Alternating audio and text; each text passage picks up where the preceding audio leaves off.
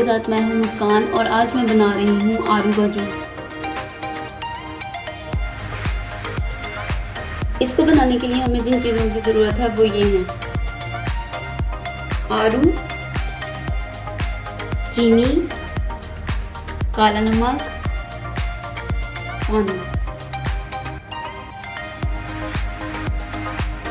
सबसे पहले हम एक ब्लेंडर लेंगे और उसमें आलू डालेंगे। इसमें मैंने 2 से 3 आलू काट के डाल दिए हैं, आप अपनी मर्ज़ी से ले सकते हैं। आलू मैंने डाल दिए हैं, आप चाहें तो आप क्यूब्स में भी काट सकते हैं।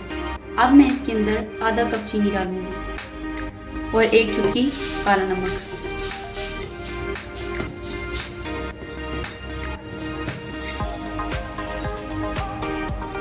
और 1 गिलास पानी।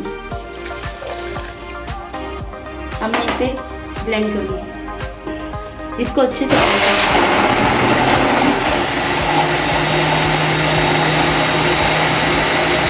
इसको मैंने ब्लेंड कर लिया और अब ये तैयार है। अब हम इसे ग्लास में इसको मैंने ग्लास में निकाल लिया है, ये अब तैयार है। अब मैं इसको पुदीने के साथ डेकोरेट करूँगी।